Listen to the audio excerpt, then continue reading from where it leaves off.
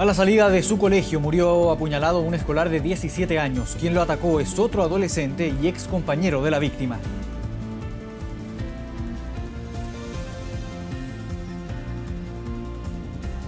Víctima de acoso por parte de su ex pololo sigue recibiendo mensajes violentos, incluso esta misma noche después de que entregara su testimonio en 24 horas. Gobierno entregó a diputados nueva propuesta para buscar respaldo para la reforma tributaria, aunque diputados de oposición la consideraron como decepcionante.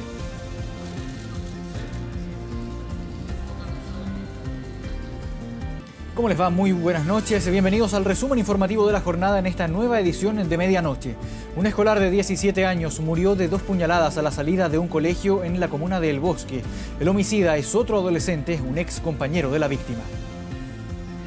Las clases terminaban a las 3:30 de la tarde, pero Jairo Zúñiga salió mucho antes. Pasadas las 12 del día, el alumno de 17 años atravesó la reja del colegio Dagoberto Godoy de El Bosque. Allí, tal como se ve en las imágenes, fue abordado y perseguido por otro joven que lo atacó con un arma blanca. El niño salió para afuera, estaba la puerta abierta. Y sale y se pusieron a reempujarse y de ahí ellos se quitaron. Y de ahí una vecina le dijo que no pelearan y el hombre llegó, el niño se devolvió para donde él, sacó la cuchilla y le pegó al tiro. 2 certeras puñaladas en el tórax propinadas con este cuchillo lo dejaron moribundo en el frontis de su colegio. Minutos antes había conversado con esta apoderada a quien le pidió que lo ayude comprándole una cartulina para un trabajo. Ya tía, aquí la espero, espéreme ahí, hijo, le dije, vengo al tiro. Y yo crucé a comprar la cartulina. Pues. Ya cuando llegué de vuelta, que no pasaron ni 2 segundos, el niño ya estaba desplomado ya, y la persona que lo agredió salió corriendo. Pero el niño ya estaba sangrándose. Pese a que rápidamente el estudiante fue llevado a el CESFAM de El Roble, su muerte fue constatada a los pocos minutos. Se le practicó reanimación cardiopulmonar, el joven venía con una puñalada en el tórax, 24 minutos de maniobras de reanimación y desgraciadamente no salió. Y al Jairo lo conozco de pequeñito, trabajó conmigo en la feria navideña, anduvo por todos lados, arreglaba su casa, pintaba su casa. ¿Quién va a dar cara por esto? Ni siquiera quiso salir la directora a dar cara, a decir, a dar una información, qué es lo que había sucedido con el niño que falleció. Entonces yo pido justicia. La información que esto se produjo afuera del colegio, por lo tanto están siguiendo los protocolos del colegio, haciendo las investigaciones internas y entregando toda la información a Carabineros para que concluya la investigación. El homicida alcanzó a escapar, pero la acción colectiva de los vecinos que iniciaron una persecución posibilitó su captura. En este momento está acogido a su derecho a guardar silencio, además de ser un menor tiene un tratamiento especial. Hay que esperar que la Fiscalía, a través del organismo especializado que disponga, pueda seguir avanzando. El sujeto desconocido que actualmente es imputado, ¿cierto?, que fue detenido, tendría rencillas anteriores con el joven, habría sido antiguo compañero del colegio. Ella tiene la culpa, no debería haber dejado que el niño saliera afuera. En el colegio, los apoderados denunciaron que los hechos delictuales son recurrentes y exigen ahora una mayor presencia policial. Con agresiones verbales, amenazas con cuchillos y constante hostigamiento vive una joven víctima de violencia en el Pololeo y cuyo caso derivó en una persecución policial que motivó la detención de su expareja. Voy a hacer cagar, weón. Sigue weyándome, sigue weyando y sigue causando la cagada. ¿Qué te weyando? Yo voy a llevar a Caribe al toque. Corría fines de marzo y este diálogo telefónico entre Alejandra Ugarte y por ese entonces su pareja, Andrés Vega, marcaban prácticamente el fin de la relación. Un pololeo tortuoso, describe ella, de no más de 1 mes y medio, en que las cosas no anduvieron bien desde un principio, cuando conoció a su familia en Concepción. La mamá me dice, ándate, tú no conoces a mi hijo, arranca. Esa advertencia hizo reflexionar a esta modelo de 28 años, ya que tiempo antes había advertido actitudes extrañas en Andrés. La relación se fue desgastando hasta que un día conoció la furia de su pololo. Destruyó mi auto. Tiene todo roto, las ruedas, las 4 ruedas pinchadas, la tapa de la benzina rota, como si algo le hubieran echado a la benzina, rayado entero. Sin embargo, esa agresividad escaló, como el día en que amenazó con agredirla directamente. Llega con un cuchillo y un palo. moviéndose, así como ahora sí me vaya a ver enojada, me vaya a ver mal. La relación no tenía vuelta. Alejandra volvió a Santiago, pero él también, en su búsqueda. Eso ocurrió el sábado, cuando Andrés llegó hasta casa de su tía. Cuando yo estaba trabajando el día sábado me empezó a mandar fotos de que estaba fuera de la casa de ella, de que la iba a matar. Y no quedó ahí. Luego fue por Alejandra a su trabajo. Ella, al advertirlo, avisó a unos amigos. Fue así que comenzó esta persecución el pasado sábado, cuando ellos lo seguían junto a carabineros. Andrés Vega, de 29 años, ya tenía una orden de alejamiento. Fue detenido por desacato, formalizado el domingo, pero quedó libre y con la misma medida. Lo dejaron libre y al rato ya me empezó a escribir nuevamente. ¿Ayer? ¿Qué cosas te escribió? Te voy a matar, zorra maldita. Hostigamiento, violencia constante que Alejandra ya no aguanta más. Con dolor decidió dar la cara y sacar a la luz cada evidencia de la agresividad de Andrés. Entonces págame los perros, weón. Págame los putos perros, weón, enferma. ¿Ya?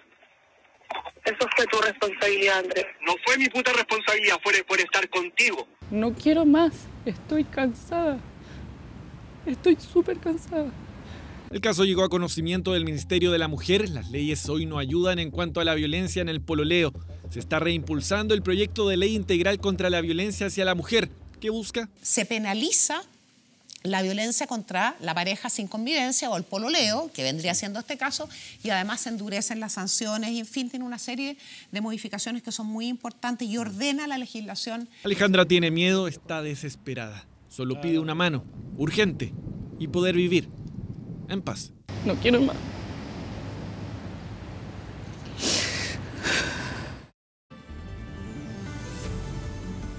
Y precisamente luego que esta nota saliera al aire, Alejandra siguió recibiendo amenazas por parte de su ex pareja. Camilo Zavala tiene los detalles. Camilo, buenas noches.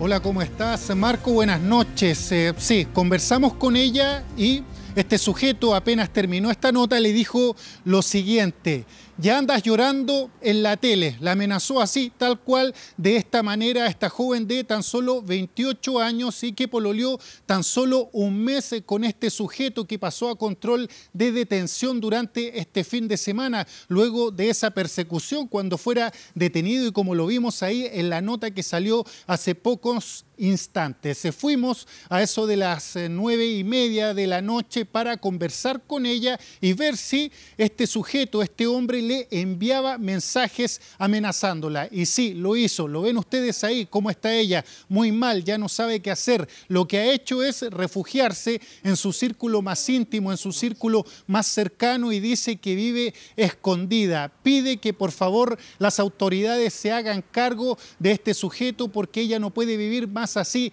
asustada, escondida, buscando algún lugar donde poder estar tranquila porque ella ni siquiera quiere salir a la calle. Un tema realmente preocupante que está afectando a Alejandra, esta joven de tan solo 28 años y modelo. Pasemos a revisar qué fue lo que nos dijo en esta entrevista justo después que saliera esta nota al aire.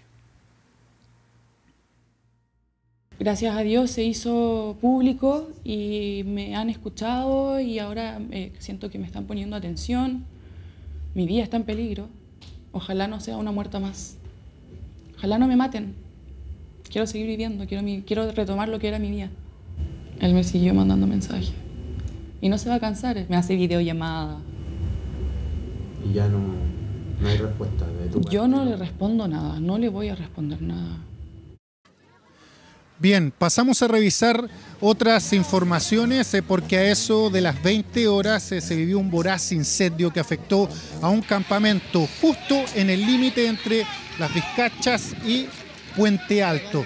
¿Qué es lo que pasa ahí? En este campamento, según relatan los vecinos, pasaba un camión que pasó a llevar un cable y ahí se produjo algún tema eléctrico que afectó directamente a una de las viviendas. El fuego se propagó en cuestión de segundos y afectó al menos 30 casas que están ubicadas ahí en ese sector. qué es lo que pasa. Llegaron las unidades de emergencia, equipos de bomberos con refuerzo también de otras comunas y 12 casas quedaron totalmente destruidas. Fue todo muy rápido, dicen los vecinos, que ellos mismos intentaban ayudar a apagar las llamas, pero era bastante difícil. Algunos ni siquiera pudieron sacar sus cosas desde las casas. Una noticia realmente lamentable. A esta hora, eso sí, el incendio ya está contenido. Tenemos declaraciones de algunos damnificados y también del comandante de bomberos de Puente Alto.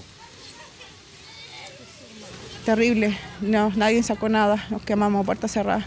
Se prendió una casa y de ahí todos los vecinos ayudaron en lo que más pudieron, tratar de sacar las cosas. Se quemaron 13 casas. La municipalidad nos ayude, la gente quedó aquí sin nada, con los brazos cruzados. Hay niños, necesitan sus cosas, hay personas que están embarazadas. Sí, tenemos 2 bomberos lesionados que ya fueron trasladados al centro asistencial con complicaciones producto de una caída de una viga y una bombera con una intoxicación por monóxido. Lo decía el comandante de bomberos, 2 voluntarios terminaron con lesiones, pero ellos ya se encuentran bien. Este campamento está ubicado en calle Cienfuegos de la comuna de Puente Alto y lo que más necesitan los vecinos son colchones, frazadas y alimentos. Bien, Camilo Zavala, muchas gracias por el informe. Que tengas buenas noches. Buenas noches. Avanzamos a otras informaciones. ¿Por qué murió uno de los participantes del Maratón de Santiago? Se le atendió oportunamente. La primera ambulancia en llegar no tenía desfibrilador para estas emergencias. En el kilómetro 16, a la altura de Pocuro con los Leones, Claudio Agurto Spencer, de 51 años, cae al suelo. Se desploma a 5 kilómetros de terminar los 21K. Era parte de los 33.000 participantes de la 13ª versión del Maratón de Santiago. Con la misma premura con que la organización daba la noticia, surgieron las dudas. Un hombre joven que ya había corrido la distancia era socorrido en la calle. Una enfermera que paseaba en bicicleta le prestó masaje cardíaco, según relató las últimas noticias. Lo asistimos con un ambu para darle ventilación al pulmón y le hicimos masaje cardíaco durante 13 minutos. ¿Qué pasó? ¿Cuánto se demoró en llegar la asistencia? El Hospital del Trabajador estaba a cargo de los eventos médicos de la jornada. El trayecto y toda la cobertura que hicimos durante la maratón y que además se ha venido usando las versiones pasadas, da cobertura muy acorde a las necesidades de los corredores.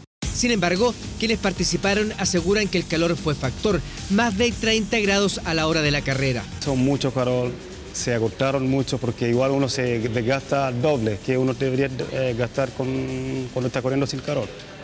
Lo más probable es que lo que se necesita en ese momento es mayor frecuencia, en menor cantidad de kilómetros más agua. A los 10 kilómetros la gente ya estaba pidiendo agua. Y cuando te pide agua a alguien es porque está desesperado.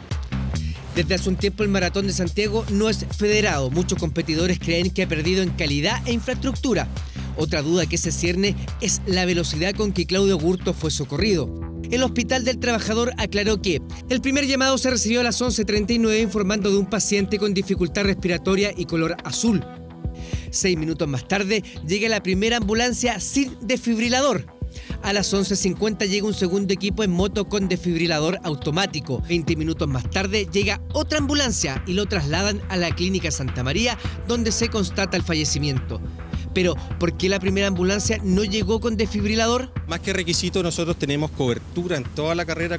Ayer tuvimos más de 25 desfibriladores disponibles en todo el trayecto. Por lo tanto, se utiliza y se activa el protocolo acorde a lo más cercano que tenemos para llevar al paciente. De todo paro cardiorrespiratorio, ya cualquiera sea el diagnóstico que lo ocasiona, sin duda alguna que los primeros minutos de reanimación son fundamentales y la presencia de un desfibrilador, por supuesto que es fundamental, sobre todo estos automáticos. Si el maratón se debe correr más temprano, también es tema. El domingo se multiplicaron las atenciones médicas. Ayer registramos más de 900 atenciones en todo el trayecto, 50% más de las atenciones que registramos el año anterior. Claudio Agurto era psicólogo, asesor político colocolino e ignaciano. Las condolencias se multiplicaron en redes sociales. Los restos de este padre de 3 hijos son velados en el Colegio San Ignacio del Bosque a la espera de que la autopsia determine las reales causas de su fallecimiento. Cambiamos de tema. Disparó a su enemigo frente a inocentes peatones y en las puertas de un cuartel de la Policía de Investigaciones. El oficial de guardia lo enfrentó a balazos.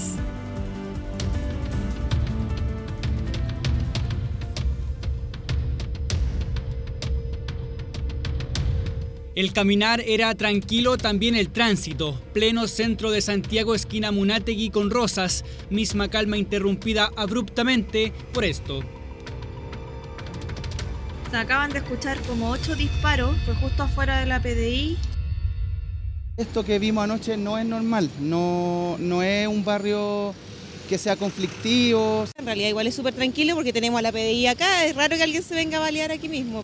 Y es por eso que sorprende aún más. A solo metros está ubicada la Brigada de Delitos contra el Medio Ambiente de la PDI. Se pensó que era un ataque contra el cuartel, no lo era, más bien un enfrentamiento entre bandas rivales.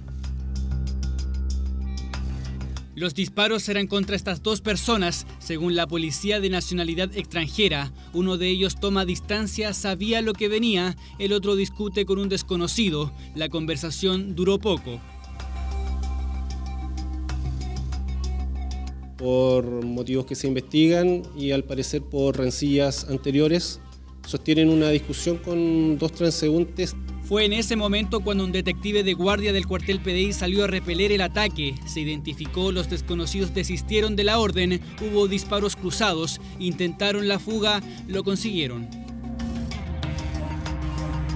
Cuesta creerlo, pero no hubo ningún inocente herido. Eran las 8:30 de la noche en un sector siempre concurrido. Como pudieron, buscaron refugio. La gente reaccionó súper bien, que es lo importante, cerraron las cortinas de los negocios, la gente se tiró al suelo y eso, pues la PDI igual reaccionó rápido. De las víctimas nada se sabe, no hicieron denuncia alguna, lo que ratificaría la hipótesis de rencillas anteriores. A juzgar por las imágenes, uno habría resultado herido. Lo cierto es que se va como si nada hubiese pasado. Lo mismo pensaron los atacantes, llevaron al herido a Clínica Dávila, ahí lo dejaron, ahí fue detenido. Joshua Parada Carrasco, de 18 años, con antecedentes por robo y hurto, tiene una fractura de pelvis, recibió 2 impactos de bala. Aún tampoco podemos determinar si las heridas a bala que tiene el sujeto son o no producto del intercambio de disparos con la policía. Que habrían sido por lo menos 5 del funcionario PDI, eso sin contar los disparos contra las víctimas. El único detenido quedó a disposición de la justicia. Vamos ahora hasta la región de Valparaíso. Impacto causa un video en el que se ve a un paciente siendo atendido en el suelo del Hospital Gustavo Fricke de Viña del Mar. Habrá una investigación. Bastaron unos pocos segundos para que se desatara la polémica. Breve video en que un paciente es atendido en el suelo del Hospital Gustavo Fricke de Viña del Mar de inmediato generó reacción en los usuarios.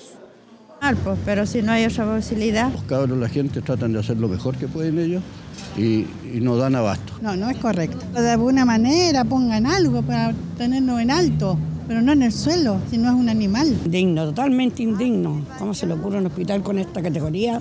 Mira, a mí me lo mandó mi yerno y lo vi y para mí no fue nada nuevo. Dicen es deprimente, denigrante, entre otros calificativos, muy distinto a lo que establece la Ley de Derechos del Paciente, en que aseguran se debe garantizar una atención digna, de calidad y segura. Pudiendo ser una emergencia extrema, creo que el hospital dispone de los medios como para poderla atender, a lo menos en una camilla. La imagen habría sido captada por un paciente al interior del recinto de salud y rápidamente se viralizó en redes sociales. Según la versión oficial, lo concreto es que este hombre había sido dado de alta cuando sufrió un desmayo. Falta de camillas en la unidad de urgencia y de reanimación, fue atendido en el suelo. El hecho derivó en una auditoría interna. Hay una orden, ¿ya? Y esa orden la acata el funcionario. Tú no la puedes cuestionar, porque tú no mandas. Tú haces lo que te están diciendo, pero tampoco te tienes que quedar callado frente a una injusticia. No tiene por qué ser atendido en el suelo aunque lo estés reanimando. Hay camillas, hay protocolos y hay procedimientos que se deben seguir. Los protocolos médicos fueron cumplidos correctamente, tanto la parte médica como la parte también del personal. Pero igual el hospital obviamente realizará una auditoría porque esto sale de lo habitual y eventualmente un sumario clínico. paciente que fue dado de alta sin mayores complicaciones y ya descansa tranquilo en casa. Por su parte, la auditoría seguirá al interior del centro de salud, mientras algunos parlamentarios no descartan acudir a Contraloría para solicitar una investigación tras el polémico video. La ministra Rosa María Maggi, quien instruye el sumario contra los 3 jueces suspendidos en la Corte de Apelaciones de Rancagua, se reunió con el fiscal regional de O'Higgins en medio de las indagatorias por corrupción que involucrarían a una veintena de personas. A primera hora de este lunes, la ministra de la Corte Suprema, Rosa María Maggi, quien instruye el sumario contra 3 jueces de la Corte de Apelaciones de Rancagua, llegó hasta el Tribunal de Alzada para realizar diligencias en torno a la indagatoria por corrupción que mantiene suspendido de sus funciones a los ministros Emilio Elgueta, Marcelo Vázquez y Marcelo Albornoz. Naturalmente, pues, pero no voy a hacer declaraciones. Yo le ruego que me excuse. Mientras esté la investigación, no voy a hacer declaraciones. La ministra Maggi tomó declaraciones y se reunió con el fiscal regional de O'Higgins, Emiliano Arias, quien indaga penalmente los presuntos delitos cometidos por la terna de jueces, la que por ahora contempla la formalización del ministro Elgueta por prevaricación y enriquecimiento ilícito, aunque se investiga una veintena de personas como presuntos miembros de la red de corrupción. Es grave, en definitiva, cuando existen estos indicios. Ya esa gravedad han respondido las instituciones, tanto en la investigación penal como administrativa. Digamos. Por eso es grave, porque es grave cuando existen en esta instancia, en un nivel judicial, porque los ministros de Corte de Apelaciones son los que tienen la última palabra en la gran mayoría de los casos. Son muy pocos los casos que suben luego a la Corte Suprema. En paralelo y a puertas cerradas, los ministros suplentes Pedro Advis y José Marinelo, provenientes del Tercer Juzgado de Garantía de Santiago y del Séptimo Tribunal de Juicio Oral en lo penal, respectivamente, juraron como ministros suplentes en reemplazo de los jueces suspendidos. Los ministros suplentes, cada uno de ellos va a una sala distinta, uno a la segunda y otro a la tercera. Así que hoy día, como le digo, vamos con 3 salas y vamos a seguir trabajando como lo hemos hecho siempre. La ministra Maggi regresará este martes a la Corte de Rancagua, donde se estima trabajará los próximos 2 meses hasta el término del sumario. Vamos a la economía. Una variación de 0,5% tuvo el IPC del mes de marzo, superando las expectativas del mercado. Con este resultado, la inflación acumula un alza de 0,6% en lo que va del año y un 2% en 12 meses. Entre las alzas destacaron educación, especialmente con los cursos de perfeccionamiento cada vez más demandados, y alimentos y bebidas no alcohólicas. Tomates y limones fueron algunos de los productos con las variaciones más considerables. La gasolina, por otra parte, estuvo entre los productos que más bajaron.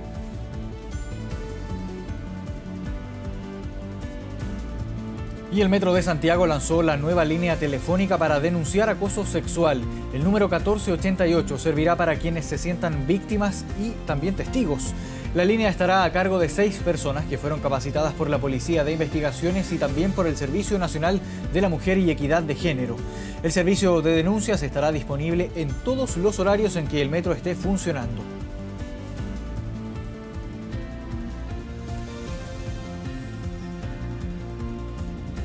Y en política, el gobierno entregó una nueva propuesta de la controvertida reforma tributaria, 48 horas antes de que la Comisión de Hacienda vote sobre la idea de legislar. Algunos diputados de la oposición la calificaron como insuficiente. Acelerado llegó el ministro de Hacienda, muy diferente al ritmo de la reforma tributaria en el Congreso.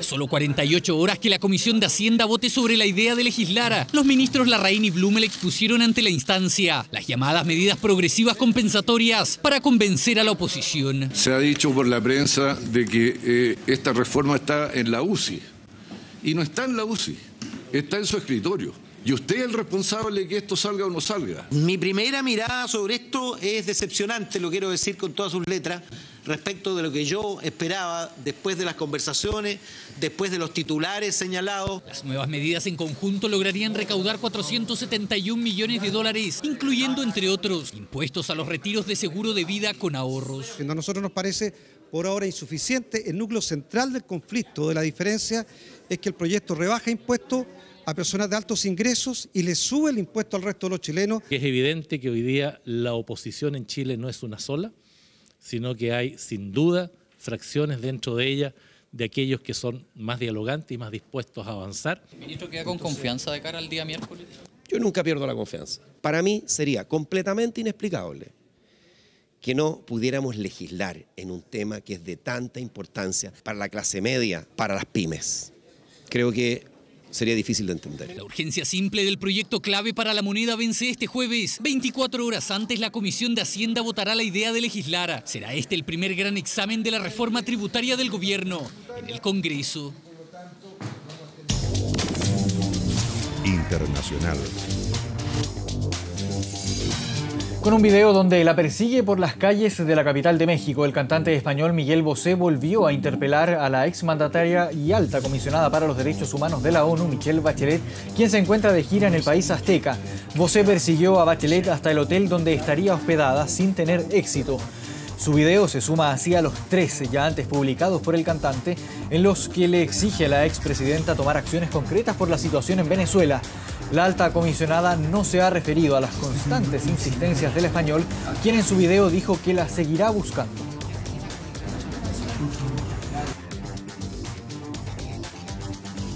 Y una corte estadounidense bloqueó la política del gobierno del presidente Donald Trump de devolver a México a solicitantes de asilo mientras sus casos son analizados.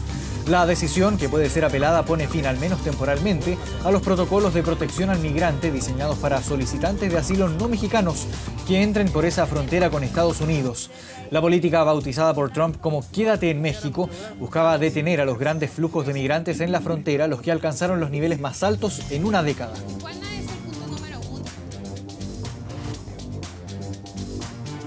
Las autoridades de Tailandia amenazaron con aplicar una antigua ley que permite la pena de muerte a personas que se tomen fotos en una playa en Phuket, ubicada a metros de uno de los aeropuertos internacionales.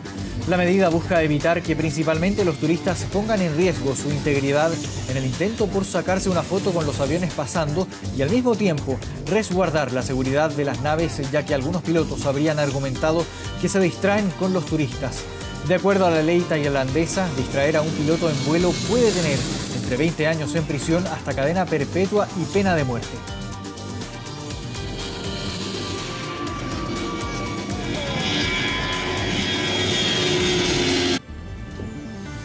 Tras polémicos días, marcados principalmente por el tema de las ISAPRES, finalmente renunció el superintendente de Salud a solo 24 horas del respaldo que le entregó el ministro de Salud, Emilio Santelices. Tras polémicos días, Ignacio García Huidobro decidió decir adiós y dejar su cargo de superintendente de salud. Controvertida semana que se inició cuando fue emplazado por la retención de parte de la devolución de impuestos de los cotizantes en ISAPRES. Tras esto, el que se conociera que 5 de ellas aplicaran un alza en el precio de sus planes, solo complicó su estadía en el cargo. Estoy pensando seriamente retirarme del sistema. Un robo. Si esto es un negocio. Luego los cuestionamientos se hicieron insostenibles por la controvertida circular que entregaba 2 años más de plazo a las ISAPRES en su obligación de bajar automáticamente los precios de los planes de sus afiliados. Una medida que complicó a la moneda y que lo obligó a retractarse, dejando esta rebaja en los precios de manera automática a partir de octubre de este año y abril del próximo, lo que detonó la reacción de las ISAPRES el pasado viernes. Vemos una falta de seriedad e improvisación absoluta respecto de la modificación de la circular.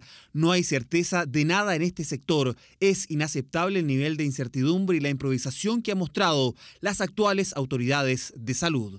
Polémica desatada, una renuncia que llega a menos de 24 horas, que el propio ministro de Salud, Emilio Santelices, le entregara su respaldo en nuestro programa Estado Nacional. En ningún momento, a propósito, Patricia, de lo que usted me pregunta, estaba en el ánimo de él de favorecer a la ISAPRE, ni mucho menos, sino que rápidamente buscar corregir una situación que se arrastraba por 10 años.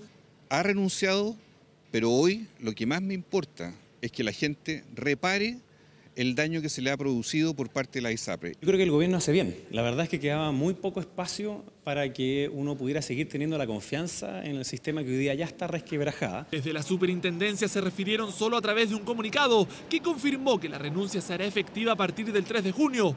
A esto se le añaden declaraciones de la ahora ex superintendente, donde agradece la confianza del presidente Sebastián Piñera y a todo su equipo. Como ustedes saben, es un cargo de alta dirección pública y por lo tanto, mientras ese proceso se lleve a cabo, las subrogancias se proceden, como lo señala la ley, al interior de la misma superintendencia. Y el encargado de asumir esta subrogancia será Patricio Fernández, que hasta hoy se desempeñaba como jefe del Departamento de Administración y Finanzas. Ya estamos de vuelta en medianoche y a esta hora tenemos una temperatura de 10,6 grados. Hoy Santiago va a estar despejado con una máxima de 20 grados. Linares va a estar parcial con una máxima de 17 grados. 1 de la madrugada con 38 minutos. Dejamos hasta acá esta edición de medianoche, pero seguimos con noticias en Canal 24 Horas. Que tengan muy buenas noches.